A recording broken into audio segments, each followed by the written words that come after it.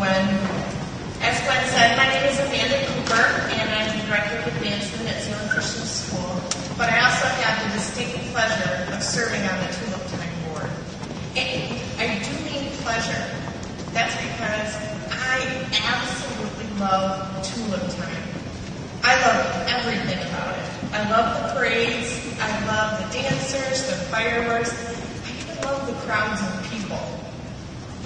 But here's the thing, Tulip Time isn't just about flowers and Dutch dancers. It's really about what Tulip Time does for this community. Every May, Tulip Time reminds us why Holland is such an incredible place to work, live, and visit. It's because this is a community that takes time to show up.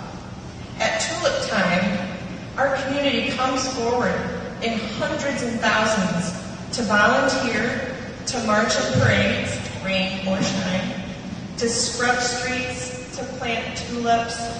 And today, you've all shown up, taking a few hours out of your valuable days to come and help us welcome the governor of this great state to this great community. It's Tulip Time in Holland, and I'm excited. I'm excited to get out there and see everyone show up. Now, I would like to offer a brief prayer. Please join me. Dear God, we are grateful for so many things today. We're grateful for the food we're about to eat. We're grateful for the generosity of the businesses and organizations who have graciously sponsored this event. And we are grateful for each person in this room who chose to show up for our community. Please bless us as we move through this week. Let our actions and decisions have a positive impact on our community and our visitors. In your name, amen. Please enjoy your lunch. The program will begin shortly. We have visitors from over 50 states as well as over 30 countries. Approximately 500,000 people converge on Holland over the 8 days of the festival, and the hotels are nearly full. Last year, we conducted an economic impact and demographic study. The results confirmed the direction our board and staff have taken in programming. Many have perceived this as a festival for retirees. We have been very intentional in our programming as a way to attract a younger demographic, and the survey told us that 69% of our attendees are now pre-retirement age. The most popular events, which is no surprise, are Dutch dance performances, parade, and fireworks, all of which have one thing in common: they are free to attend. Tulip Time partners with many organizations to provide entertainment, hosts that answer questions at the information booths, trolley guides, and churches who make many meals for the motor coach guests.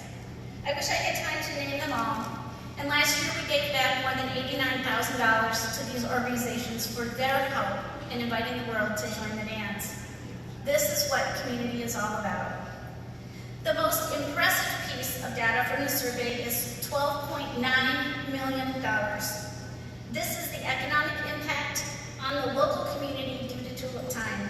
This is new money that wouldn't otherwise be spent in our community if the festival didn't exist.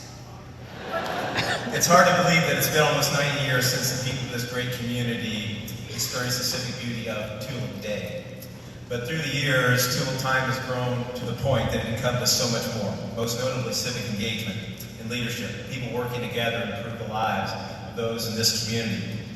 By supporting the nonprofits, sustaining hundreds of jobs, promoting the arts and culture, especially among the youth. I'd love to hear that with the youth again. Tulip Time is a model for Governor Snyder's relentless positive action. And I also think there's nearly 7,000 volunteers that participate in this event. As you saw earlier, Tulip Time brought in $12.9 billion of economic impact, and I think an estimated $15 billion for the state overall. That's real money, no matter where you come from. These figures, though, really underscore the strategic thinking of the leadership here of the Tulip Time to make this an even bigger and better pure Michigan event.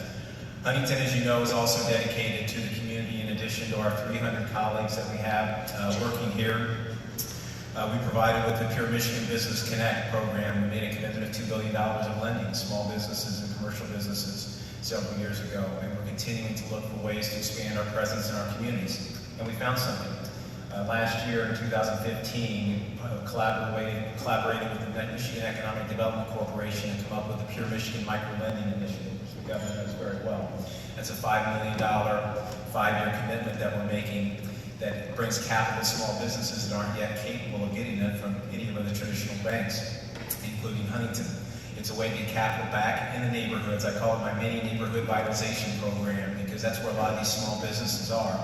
And if you don't know, 2/3 of all new jobs that are created in our country are created by small business. So it's very, very important. Governor Holland and Huntington know that you're also committed to improving our communities, reinventing the ways to educate, attract, and retain our workforce to make us an even more competitive state, nationally and internationally. You've been relentless in your support for Tulip Time with your presence each year. We don't know if we can credit this to you, but we can since you're here. But the numbers from last year reflect Tulip Time's leadership's efforts to broaden the demographic base of who comes to this festival. 69% of the visitors were pre-retirement last year. 27% of the visitors were under the age of 35. And 66% of the folks who came last year said, I'm going to come back. I think there's amazing momentum for this event. Ladies and gentlemen, our governor and friend, Rick Snyder.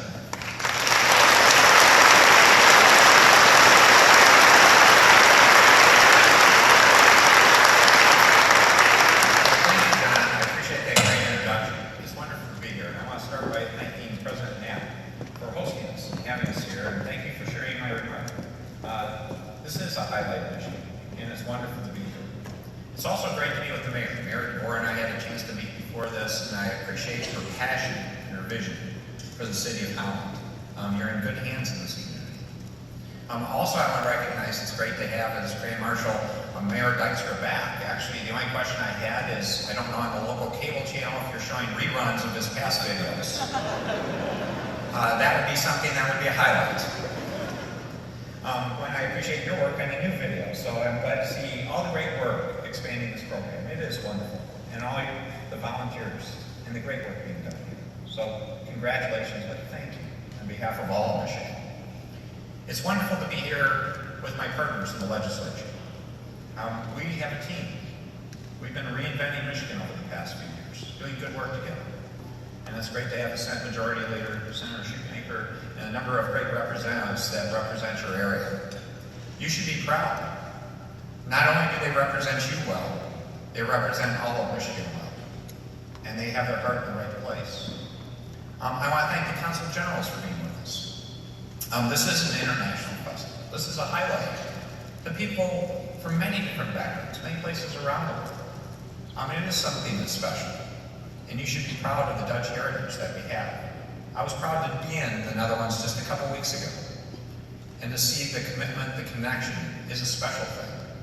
And last year was a special event when we were able to get the King and Queen to come visit Michigan. And I can tell you, I've made the point several times, I'm working hard to get them here to Holland. So we should continue that dialogue to see what we can do to make that happen. But let me start by talking about this area. You should be proud. Not only are you a leader in tulips that have led you to be a leader in Tulip Time, you're a leader in tourism because of all that, but you're also a leader in job creation, in creating opportunities for families to have a career, to have a constructive life, to have an opportunity to grow and flourish. When you look at unemployment around Michigan, this area, Ottawa County, is among the lowest. The unemployment rate in this county is 3.2%. You should be proud of that. And I see more and more job opportunities being created every day here. But it's more than just jobs. It's the volunteer spirit. It's the spirit of one person looking after another person. Community helping community. That's something special. Because it's more than just having a job. It's about having caring friends, neighbors, and people taking care of one another. So you're a role model for Michigan. And that commitment, the results you're showing, is showing up across all of Michigan more and more often. So I'm proud to report the state is doing well economically. We've created over 450,000 jobs in just the last 5 years. Our unemployment rate is now below the national average after having led the nation with the highest unemployment for years. We're at the lowest point in 15 years. Not only is it good to have people have opportunities of working again, but income levels are coming back. For the 10-year period from 2000 through 2010, and how we ranked of the 50 states in terms of income growth, we ranked 43rd. In the last 5 years, we ranked number 8. In this last year, we ranked number 4 in terms of watching income levels come back. Home values are coming back. We're seeing that improvement. We're seeing homes being built again in our state. Now, these are all great things. And one thing, though, we need to learn the lessons of the past is when we had that lost decade, we became too complacent and content. We did that to ourselves. And so the point of saying times are good now is, the message is, how do we work harder to make sure it stays good and gets even better? And not bring that complacency and contentment, but bring the focus in on continual improvement, striving to do even better. And that's what we need to do. Because we do face challenges in this state. Some we knew were there for decades, others that were unexpected. For example, the tragic crisis in Flint. That's not something anyone planned on nor wanted. But we're responding to that, and we will fix that problem. But what it highlighted was an area that we do need to invest in our future, that reflects a national problem. And that's our infrastructure. Think about the years I've been here, and I've been good about coming every year, but how many years did you have to listen to me talk about roads? Talk about potholes? Well, thanks to my partners and great partnership, we got something done to address that question. But think how difficult that was, and that was something we felt every day when we drove on the road. What we didn't talk about was what was underground. The water lines, the sewer lines, the utility lines, broadband opportunities. That's out of sight, it's been out of mind too much, and we've underinvested. So one of the things we're doing this year is I've created a 21st Century Commission on Infrastructure. They've started their work already to say, don't we need to be thinking out 5, 15, 50 years about our future for infrastructure? And isn't that a wise investment for our health, for our economy, for our general well-being? So we're doing that in partnership to say, let's address that issue now. And it's not just about talk. In this year's budget request, I asked for $165 million. Well, it would have been our rainy day fund deposit to go into a special fund for state infrastructure. We're going to need to invest far more than that. But that can be a catalyst. That can be a real commitment to say we can do something special that can lead the nation in terms of addressing infrastructure. Now, infrastructure enough is not sufficient. We need to do more than that. So a second commission is getting kicked off. It's about the 21st century education. We need to build a better system.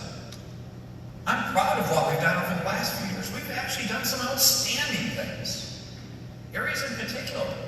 Many of you may not realize it, but we've been a leader in the entire nation for investing in preschool. We've made a commitment over $130 million a year more to help young kids get an opportunity at preschool they didn't have before.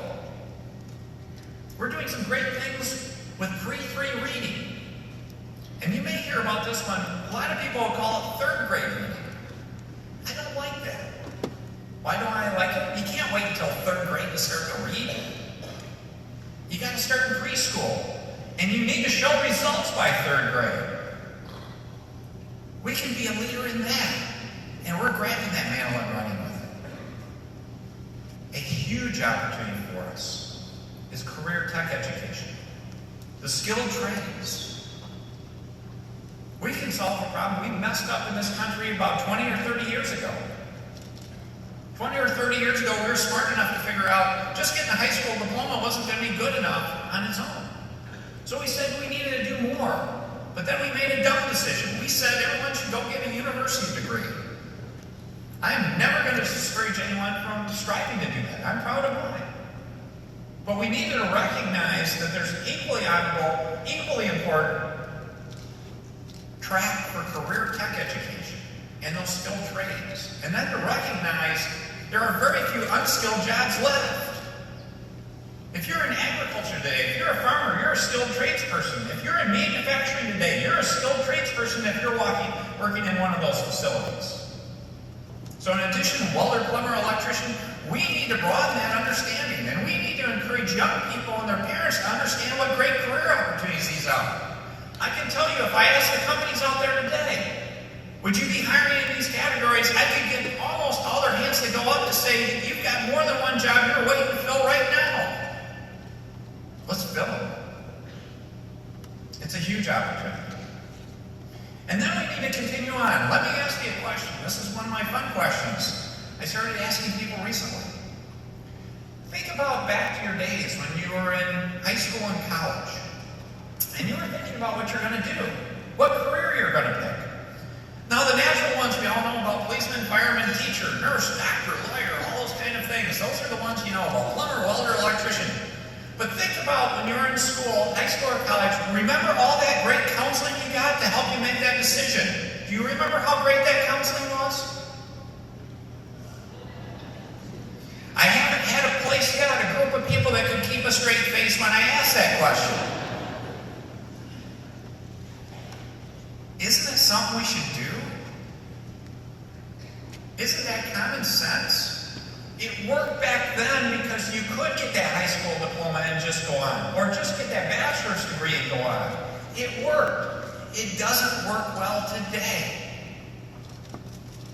And we should never, ever tell anyone what they should do. That would be absolutely wrong. But can't we provide good information? Can't we provide information to say, these are where our job opportunities are? Can't we provide information to say, if you go in this field, this is what the work environment will be like, how much money you might make, how long it's going to take you to an education, what that might cost? These are all basic information things that would have been a big help to many of us. Don't we want to see our kids have that? These are the kind of things we should be talking about and working on. And making the educational system as seamless as possible. We have awesome institutions. But we should have an institution that's customer friendly for those kids. It should be the 4 Any's: anytime, any place, any way, any pace. And just get the job done, to get that education, to set you up for a bright future. So that's that second commission. The third commission is to bring the work of those two together and to think about our economic future. It's about building a 21st century economy. And I'll give you the classic illustration why this is so important. Right now, we have 3 industries on a roll in Michigan doing well. Tourism, awesome. You guys are setting records. You're helping lead the charge. If I went to the Tourism Commission people, they'll tell you, we're looking at a great year here in Michigan. Agriculture has continued to do well. It's a little rougher this year in Michigan, but compared to the rest of the national market, we're doing well because we have so many great specialty crops. So many great things we do in value-added processing. But let me go to automotive and manufacturing. Automotive is on a roll in this state. We're setting records for sales in North America for product. We're adding lots of jobs. Michigan, in fact, has led the nation over the last few years in adding manufacturing jobs and number of jobs and percentage of jobs over every other state in the nation, and we should be proud of that. So we're part of that huge company. But what I can tell you is, in the old days when we were on top of the auto industry, we would just say, how do we hit the cruise control button and just keep on sliding in the future doing the same old thing? That would be one of the dumbest things we could do. That's what we did in that lost decade. Again, we were at the top and we just rolled her into the ground. So when you're at the top, we should be looking to say what's next. Not what's tomorrow, but what's, again, 5 years, 15 and 50 years out. And what we see in automotive, somewhere in the next 5, 10, 15 years, it's not going to be the auto industry anymore. It's going to be the mobility industry. And what do I mean by that? Because a lot of people go, Governor, what are you talking about? If you think about those of you in my age profile, you don't have to fess up. I can spot you if you got this color hair. Is we would own vehicles. We own vehicles that take us from point A to point B. And we view everything through the lens of our vehicles. Now, if you talk to the young people here, they don't think like that. And the world's not headed that way. All they think about is they want to go from A to B. They don't think about their vehicle. They just want to get from one place to another. And it could be multiple modes of transportation. And whether they own the vehicle or not may not be important to them. We need to be planning for that. And we have important things like intelligent vehicles, vehicles that can drive themselves. So we're helping lead that trend right here in Michigan now. Many of you probably perceive Silicon Valley as the leader in intelligent vehicles, whether they're autonomous or disconnected. If you do, you're wrong. More likely than not, it's because we don't market it very well, but we are the world's leader in that field. And we are going to own that leadership. We are embracing that leadership. Just a couple years ago, we created something called M-City on the campus of the University of Michigan, about 32 acres. It's literally a test ground for intelligent vehicles.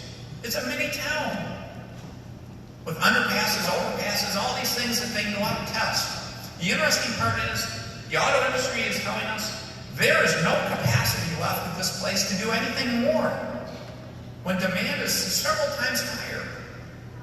It is beyond full. So what should we do? Well, let's go big. So we have a site in the state. It was once called the Arsenal of Democracy, out at Willow Run Airport. It's where they built the bombers that helped win World War II. It had huge automotive plants on the site. We have a plan now to transform that into the American Center for Mobility.